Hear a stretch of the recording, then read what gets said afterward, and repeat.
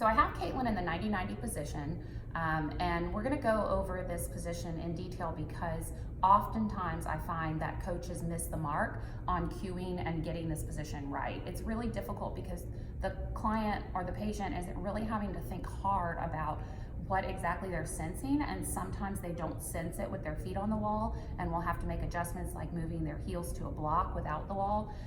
So we're gonna go over it in detail so you can understand the reasoning behind this position. So I have her knees at 90 and her hips at 90, hence the 90-90 position.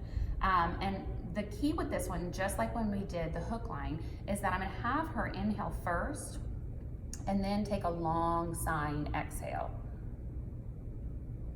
I'm gonna guide her ribs down so that sets her rib in a certain position so her back is a little flatter on the floor. Now inhale through your nose and tilt your chin up for me just a little bit, and then long sighing exhale out, all of the air out. Good, and you can see how her ribs came down more. And bring your hands to the side. Now in this position, I'm gonna tell her to drive her heels into the wall and pull her heels down as she lifts her butt up so she can get hamstrings. Now this is what a position, go ahead and keep breathing naturally, Caitlin. This is where people can get stuck. They'll, instead of driving their heels down, they'll engage quads and they'll start overusing quads and not getting hamstrings. And usually that's a consequence of not getting the rib cage down first.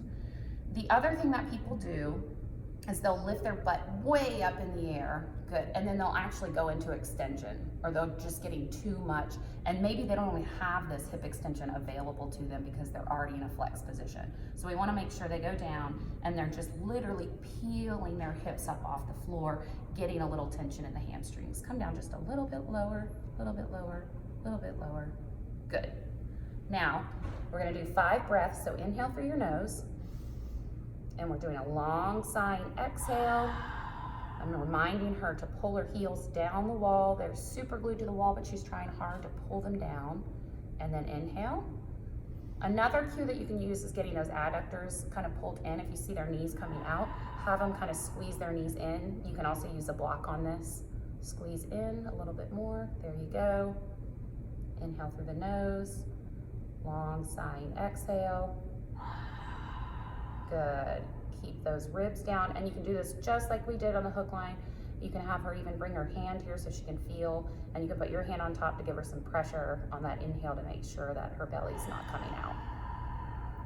And what you'll notice is a rise in her chest. If you don't see that rise, likely she's not able to maintain a zone of apposition and keep her ribs down. So that's really important in this exercise. And if someone is super extended up top, this is going to be a very hard position for them to get air where they need it because it's already pushing their ribs forward. And that's why we use this on people who are not as extended up top. Let's do one more breath.